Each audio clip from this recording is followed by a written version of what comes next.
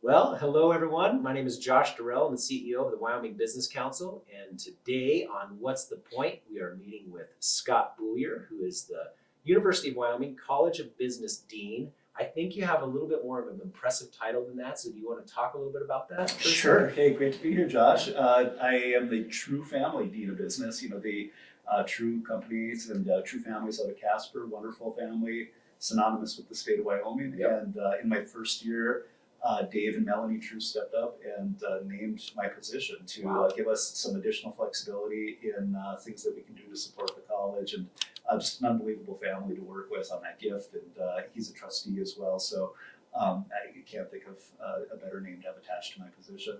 Absolutely. That's very cool. And you come from Michigan originally, but then through North Dakota Yes. and various other places. But tell us a little bit about where you're from, Sure. how you like it here, Yeah. how long you've been here, that kind of stuff. I'm aiming to just keep moving to warmer and warmer places. So Okay. I grew up in Michigan's Upper Peninsula. I'm a Youper. Yep.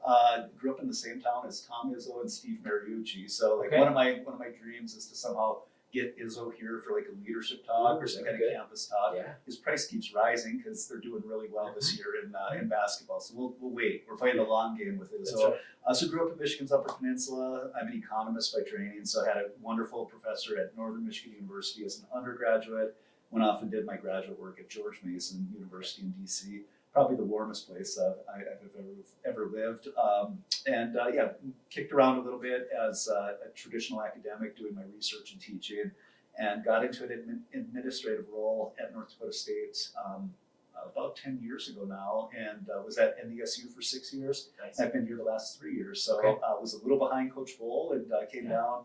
I think I was the only finalist who was able to say I'm moving here for the warmer weather, and the committee bit at that. So, but the same amount of wind and 15 degrees warmer every day in January. So I'll take it. Yeah, That's a win. and love it. Yeah, we love it here. I've got a wife and kids, and we're outdoors all the time, hiking, and just really enjoy the community. Nice. Yeah. Nice. Okay, so we are in what's being remodeled. That's right. As at the College of Business. So Yes. there's some remodeling going on. I thought it might be a really nice metaphor for things that are in construction, under construction, Yeah. and works in progress. Right. So tell me a little bit about the College of Business when you arrived and what you've been working on to like kind of make it your own, not just in terms Sure. of like maybe some remodeling, but really Yeah. kind of at the worker level and Sure. at the College of Business level, what you've been up to. Yeah. So first, just this space is just wasn't functional and wasn't working for me when I moved in. Wasn't able to have my entire team together, which is really important to me. That you have a lot of water cooler conversations with your team. You see them every day. You have office drop-ins that are actually quite productive in moving the ball on things that are important to you. So we will all be together when this is done in about 2 weeks. As you can see, it's lightening up the color. A lot of the colors in here were like a burgundy, kind of a purple, and it's just bringing kind of a slick, natural look. So we should be set in this space for the next 10 or 15 Yeah. years, and it just feels just much more warmer and a lot more light being brought into it. Technology is this beast you're always feeding with business buildings, and we're doing some really great upgrading of technology too. That's good. College, more generally, I arrived, and this is an amazing college. We have a great team. We have some world-class faculty, people who are at the top of their game in their professions, whether it's management with a professor we have named Jeff Colvin, or marketing with Linda Price, world-class econ program with Jay Shogren, and the team in economics. So I feel just so fortunate to have been recruited here and to work in an environment that has this really great research format. My job coming in part, this, is to not screw things up, to like just really help them, develop a craft a vision and a story that we want to tell about what we're doing, and stay out of the way. Just encourage them to be as good as they can be. There's some things we've been doing around the edges to just dial in and be more focused. Right. One thing that we've had in the college is a fair amount of turnover in leadership roles. So I'm trying to bring stability to the college. And when you have periods of instability, what naturally happens is you have a lot of proliferation of things. So there's a lot of things that have been created. Let's try this, let's try that. And I've been the guy who has come in and said, does this make sense? Maybe we shouldn't do this. And have had to say no, and let's not do things sometimes, but that's just all part of the job. It's a dream job. The folks who came before me put us on amazing footing as a college. We maybe have the best building on campus. We have one of the largest endowments for any business school comparable to us. Like, we're not Harvard, but in schools that are comparable, we're right there near the top. And that's thanks to just really generous alumni and us being able to tell a good story. So yeah, it's an unbelievable gig. Yeah, that's great. So ballpark, how many students are in the college of business? Yeah, we're right around 1,500. Yeah, and Okay. we're up a little bit.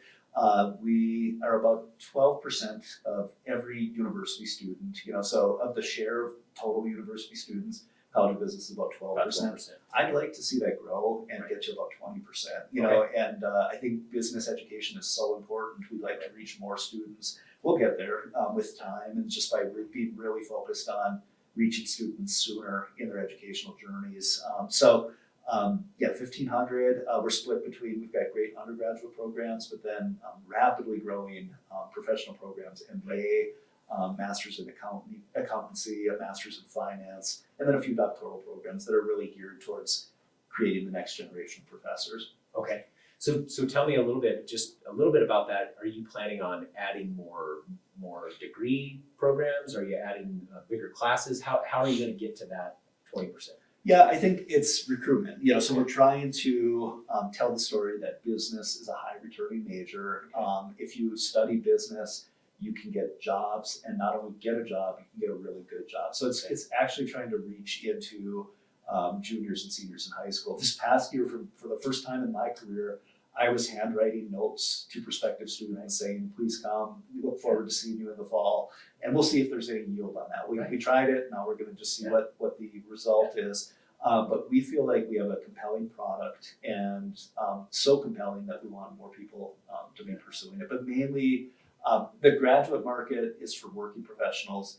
The undergraduate is where we really can pick up ground on reaching that 20% goal.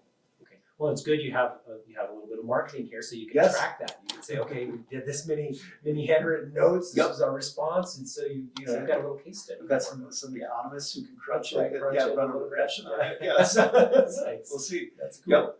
All right. So one of the things that I've noticed in the state and at the college and things like that is the idea that we can continue to work together better. Mm-hmm. So we are a small state. Everybody kind of knows everybody. And if you don't know everybody, you know somebody who does know the person you need to know. So we're pretty tightly bound. How do you see that playing out at the university level, from like college to college? Is there pretty good interplay, or is that an area of improvement? How does that look? Yeah, I think as a land grant university, and as the state's flagship, and as the state's only major university in the state, there's a sense of obligation to the different communities that we serve. And I was at NDSU, which was a land grant as well. And I try to do what I can in my lane. Like, I'm not an ag person out in the field mixing seeds, but in my lane, I think that I can be someone who brings business knowledge and business expertise to different communities. You and I do the academy program together. It's an amazing experience with 30 professionals each year. I hope everyone pursues that and tries it, because it's really inspiring to see folks really leaning into community resiliency. And we have a center in the college, the Center for Business and Economic Analysis, and they do projects for communities too. So, if you want to know what the value is of a sidewalk along a river trail, they can help analyze how many people will use it and what the value is. And this is all part of just, the long roads of Wyoming, but actually very close neighbors, staying plugged in, listening to them and finding out how we can be a resource for them. And I think we do a pretty good job with it as a university, and the College of Business, I think, is one of the leaders in being out there and present in different communities. Okay. What do you think is the sort of like the obligation to developing a workforce that can stay here? As you know from our work in the academy together and kind of looking at some of the economic data and the data that says, hey, we're losing more people than anybody else. If you're born here, chances are pretty good you're not going to be here in your career. How does that look, and what are some of the things that the college is kind of working on around that? Yeah, so I think you have shared this stat with me that we're second only to West Virginia in terms of like student flight or flight out of the state after you reach adulthood. And I, I want to say that actually is healthy in some respects because people go out, they gain experiences, they gain expertise, and many of them realize it wasn't so bad, and they come back. I think in my case, growing up in Michigan, would love to come back to Michigan someday, but holy cow, like you need a really long career that takes you to different places and to appreciate the world a bit before you even entertain doing that. So that low statistic might seem bad, but it's not all bad. And that's the first thing I'd say. I see us as having a tremendous responsibility to the state when it comes to workforce and to meeting the needs of the state legislature and state taxpayers. I mean, we are, after all, significantly taxpayer funded, and if we cannot articulate what the return is on our degree, boy, what on earth are we doing? And that's why business is so great again, because you can't have a really robust business economy in Wyoming. Wyoming is not open for business without a strong business school. So we think that we have a compelling value proposition to the state. And in fact, the university understands this and supports us significantly too, in terms of we're at the table and getting the support we need quite often in the last few years. When it comes to just trying to drive innovation and economic development too, our college has some programs like the Bogan program and some entrepreneurship courses and sequences that are really meant to help diversify the state and take the state in new directions that will help us beyond energy and beyond narrow reliance on a few sectors. And that's a really important role for the university to be playing as well. You bet, absolutely. So we'll sort of change gears here a little bit. So we've been talking about the College of Business and that as a sort of an engine for workforce and as an example for how you can kind of have those corporate partnerships and things like that and do your part for the state. Let's talk a little bit though, maybe more broadly about economics. And so you and I have had the pleasure of working together in the academy. Yes, I'm your favorite economist. You're tied. You're tied. No, you're top two. Okay, yeah, you're my favorite Wyoming economist. Is that fair? That's okay. No, I'm totally going away. Yes, my favorite economist, and I want to talk a little bit about some big economic, maybe theories, but also how they're impacting Wyoming and how we can kind of see them a little differently. But before we do that, I do want to just sort of talk a little bit about the academy because, as you mentioned, we're working together with Leadership Wyoming, the College of Business, the Wyoming Business Council to really kind of help people understand how economics can play a role in their life, how economic development can play a role, and how they can play a role in those as well as leaders in their communities. And I think a lot of times, your goal is to make the College of Business really strong, crank out a great workforce, and bring in a lot of brain talent to this place. My goal is to make our communities more resilient and make it really open for business and business friendly. But those are our jobs, right? But we know that out in the communities of Wyoming, you have a lot of people who are leading efforts. That's not their day job, right? They've got to pitch in and do this work because we're pretty small. Yes. And so the academy has been a great way to get people to grab a hold of some economic concepts. And I think you do it in a way that makes people want to be economists, right? Like people are like, I kind of want to get geeked up about the economy and economic theory. And so maybe we can take a little stroll down some of those topics. And the first one I want to get everybody excited about is agglomeration. Okay. So talk a little bit about agglomeration. Yeah. Talk about how where Wyoming is in the agglomeration world. Yep. And what it means for a strong economy. Sure. So one thing initially to say about agglomeration is essentially when you bring people with different skill sets together and they're clustering in a geographic area, you can get a sum of these people that's far greater than the individual result. And that's a shaky way of saying it on the fly. So there's knowledge economies to being around each other, and this goes way back. I mean, Adam Smith was talking about something in The Wealth of Nations called the division of labor is limited by the extent of the market, and the inverse of that is the extent of the market is limited by the division of labor. Okay. So you're not going to find really fine, advanced Thai food in Laramie. We have really good Thai food, but it's not deep because we're not Thailand. We're a community of 30,000 people, and there are maybe 20 of them who are Thai. Right. But if you go to a really rich city, like say Manhattan, there's probably a Thai or an Italian district, and the quality of food in that district, because there are so many people all dialed in on that production, is really, really good. Yeah. And then there's knowledge sharing that's happening across the different people in this community, so that if someone has figured out like the best Italian pastry, you can bet there's others in the community imitating and trying to glob onto that. Yeah. And so the history of the American economy is one where agglomeration has led to these major takeoffs and breakthroughs in knowledge and in terms of progress. So think of the auto industry. If you look at my home state of Michigan, significant agglomeration. Why are the big three all in Detroit? Right. Well, where else would you want to be if you need a part? Or Right. if you need like a new way of doing things, you want to be around where the action is at. And that principle has held through many different cycles of the US economy. Even now, when you look at Silicon Valley, why is all venture in Silicon Valley? Right. Well, where else do you want to be? Where do you want to run into someone and have a good conversation about, that's a good idea, I want to fund you. Yeah. You better be in So Silicon Valley. you're creating connections and close proximity. That's right. And that can kind of sort of feed that model. Absolutely. Right. Okay. Yep. And then And so- know-how increases and Yep. And so people can mistake this and say, oh, he must be a proponent for Wyoming becoming like Denver. And that's not the case. I'm a proponent for accepting that when more people come into an area and we have expertise in an area, that it can make us all better. So for example, when a bank moves to town, people will say Laramie's overbanked. If JP Morgan Chase moves to town, it makes all the other banks better. And in fact, there's bumps in pay to the salaries of people at other banks because they're hustling more and they have to be more productive. So agglomeration is this takeoff that we enjoy through knowledge networking and sharing. So there's benefits in people. The best evidence that agglomeration is working, and this is a little counterintuitive, is something people complain about all the time, and it's high cost of living.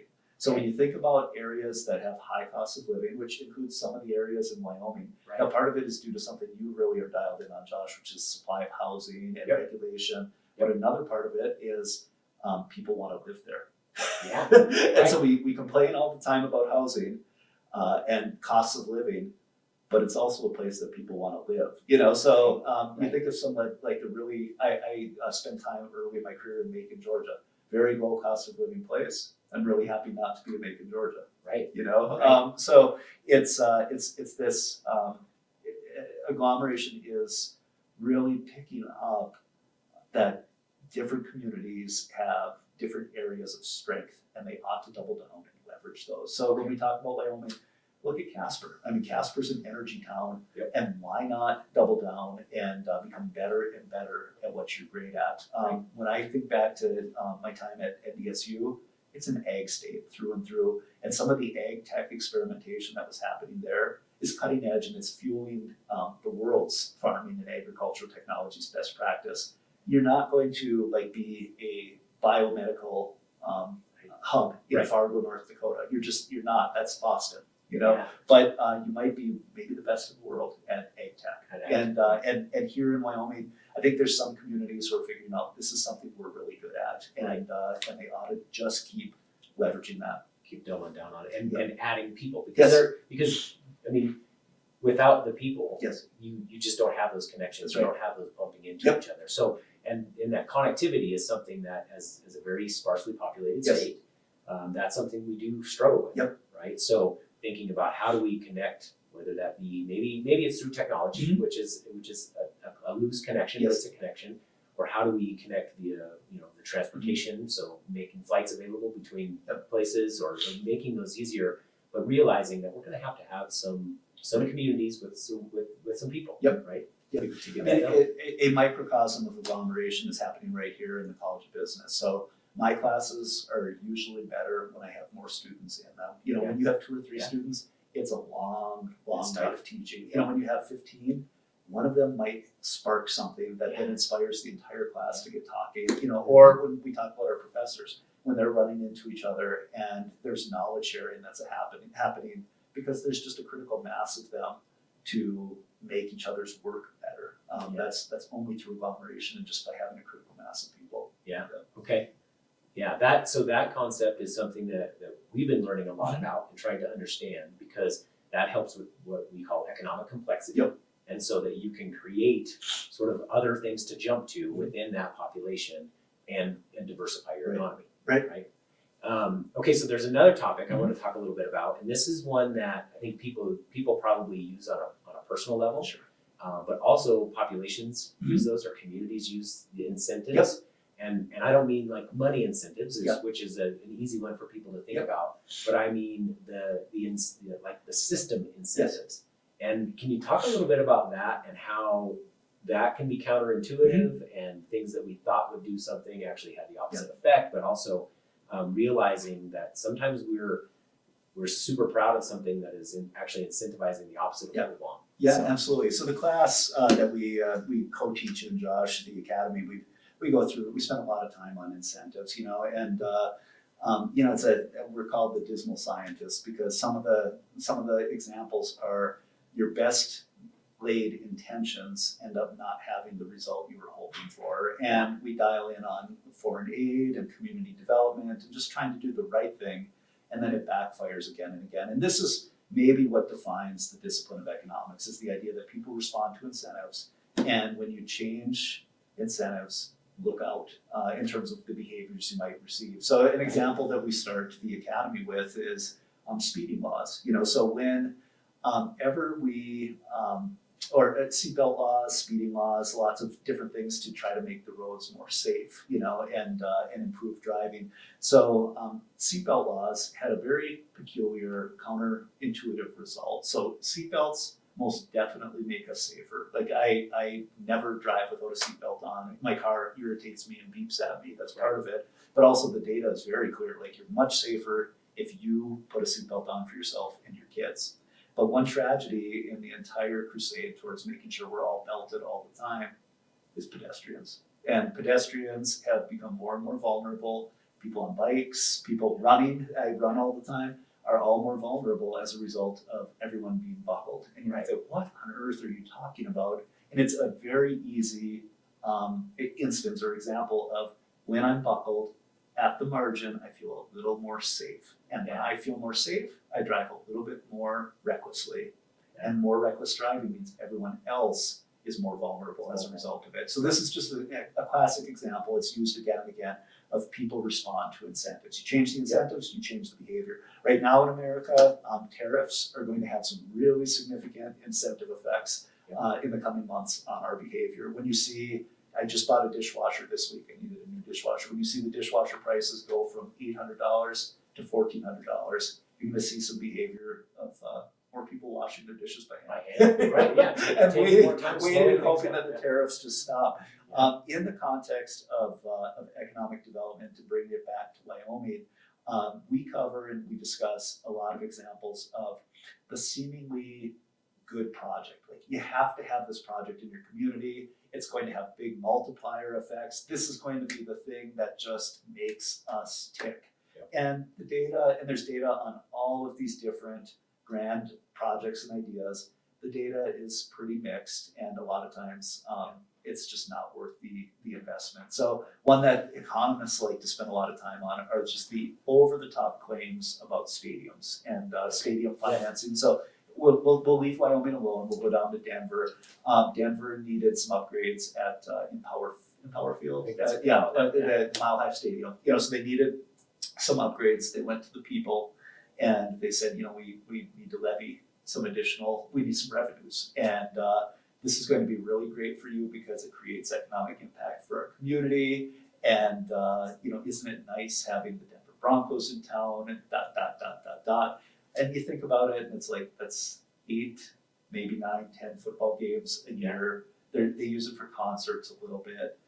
It largely sits there idle. And what we do not see are all of those dollars and how they could have been used in other contexts. So it gets inflated as this is an engine for economic development. You look around like the areas of stadiums, and largely wastelands. I mean, there are very few examples of stadiums generating a lot of economic activity right around them. And you can extrapolate from stadiums to museums to, a lot of other things, even airport investments and things that just, sometimes don't pass like a basic cost benefit test. And it's because, people are complicated and respond to incentives in ways that we don't always anticipate. Right. So let's talk a little bit about incentives in Wyoming. Yep. We'll talk a little bit about how, are we incentivizing growth? Are we incentivizing decline with some of our systems? Yeah. And some of our, maybe it's our fiscal system, or maybe it's at a community level, how a community pays for growth.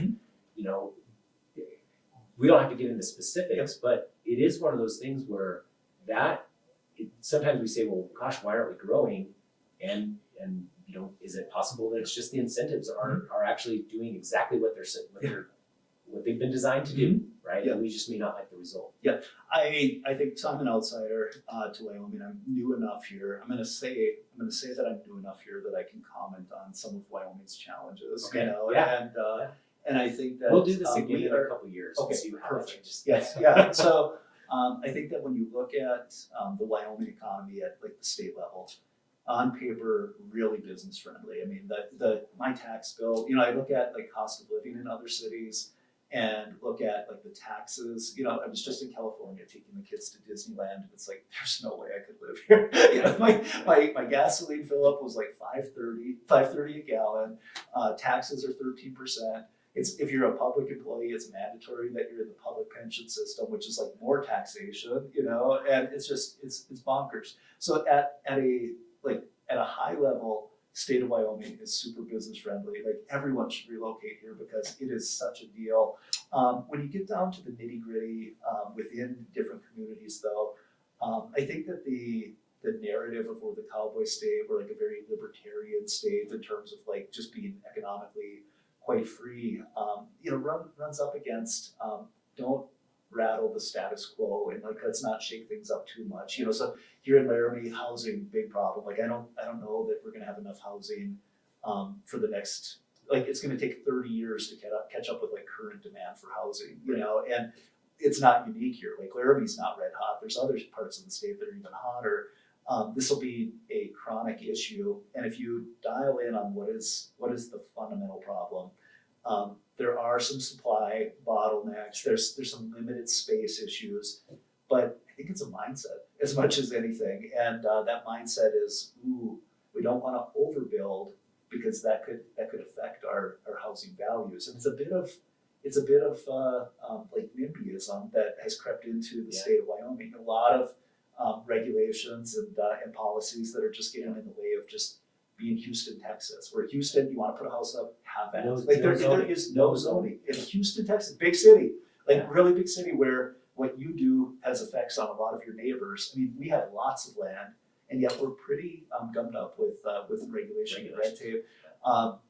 We had a guest who's one of my former professors on in this last academy session, Brian Kaplan, and he's a big proponent of YIMBYism, and he highlighted for us just the amount of public land owned in the state. Yes, in my backyard. Yes, in my YIMBY. backyard. YIMBY. Not Yes. NIMBY, so it's YIMBY. Yes. And he highlighted, he said, your state unfortunately got cursed by Teddy Roosevelt. And yes, it means that a lot of beautiful places are being preserved, but caught up in beautiful places being preserved is a lot of everything else being preserved too. Right. And it means that the cost of everything in these areas where we can grow is quite high. And that's all runs counter to the grand narrative of the state, which is we're a free state. Yeah. So. Yeah, that regulatory challenge that we face, we sort of do have this idea that it's very free, and that the government doesn't mess around with it too much. Right. And I think what we found in not just in people that are around and see it happening and kind of understand these incentives and understand how the regulatory burden can be an issue from an economic standpoint. But we had economists from outside the state come to us and go, you don't really have the supply chain problems you think you do. Right. You some places have some infrastructure, but it's a bit of a bottleneck infrastructure. But the real bottleneck in your communities is regulatory. Yeah.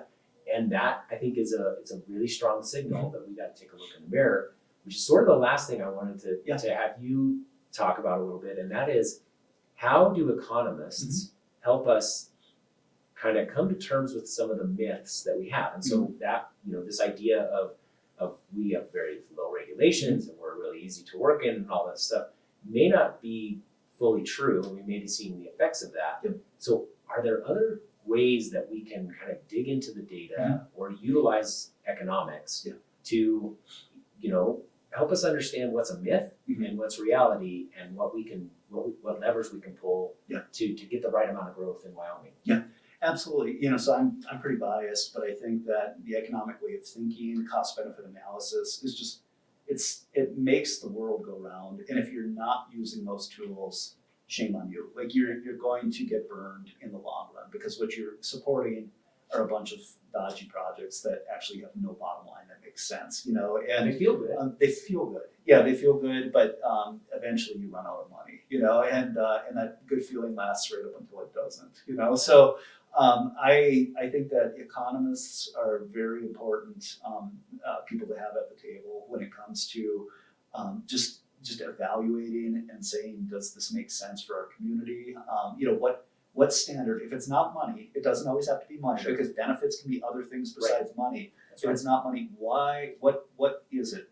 That is the addition that we're gaining from this. So if you think of, you make these decisions all the time, Josh. Like, holy cow, your life has to be difficult at times, and like, should I fund this project or not? And it goes before a bunch of committees, and the last thing you want is to get burned where it's just a complete dog and you end up with like a white elephant. And then you have to decide, should I pour more money into it, or should I just cut my losses and take the embarrassment?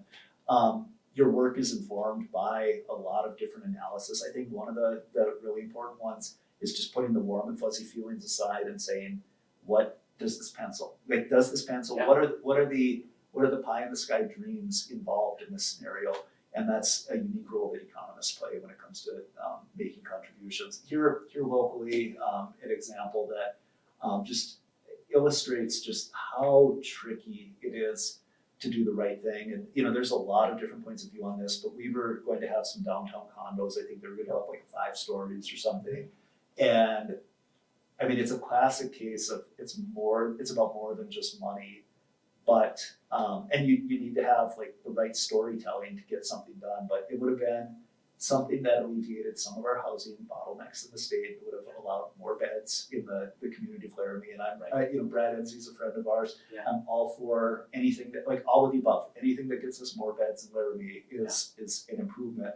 But that had nothing to do with cost benefit on should it go or not. It had to do with a bunch of community feeling, and that piece is part of the equation. But if it's driving the action, like we must keep out this new company, or we must keep out this new employer, going full circle back to agglomeration, it's completely inconsistent with embracing agglomeration. It's embracing staleness, and it's going to bite you in the long run.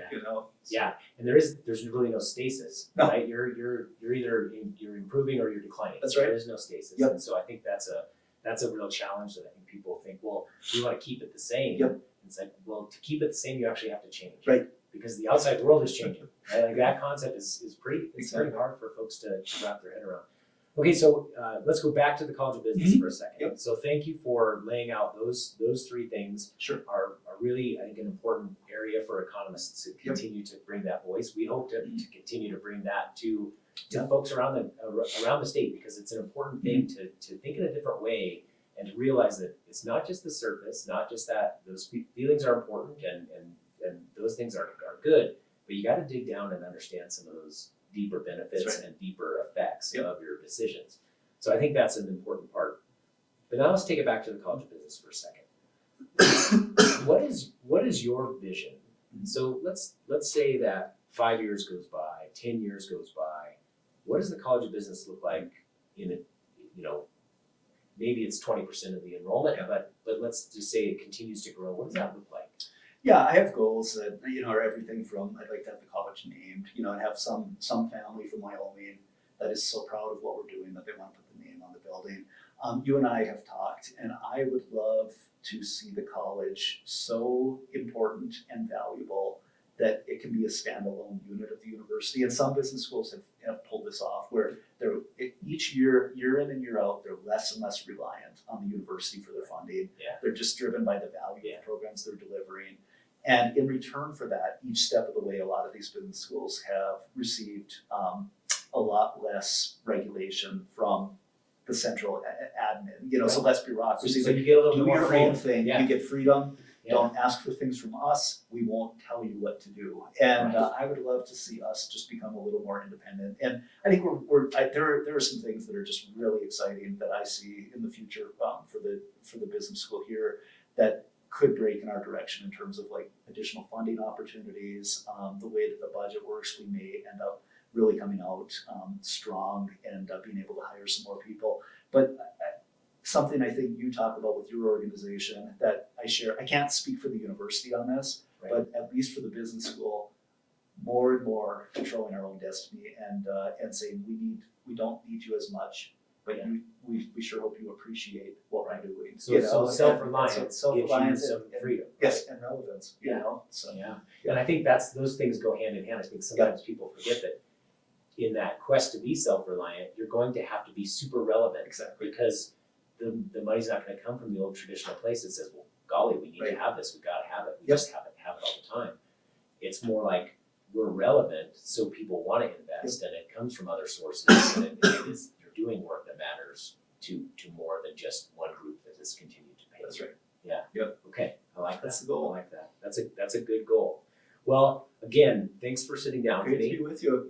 Thanks for doing this in the remodel. I do think this metaphor just works a lot because, as you mentioned, it was built at a time, and this is one of the newer buildings on campus. It was built at a time when the needs were different. Yes. And so to change it to match the needs that are today, even though it's only been around for 10 or 15 years, you had to change some things out. Absolutely. That probably wasn't very easy. Yep. Probably took a lot, but you came in, you changed some things up. And again, like you said, then in 10 or 15 years, I'm sure they're going to be changing the way these offices work, and that's just part of it. So thanks for literally and figuratively coming in and making changes that matter. Yeah, Thank I you. appreciate it. Yeah, great to be on. Right on. Thanks, Scott. Thank you.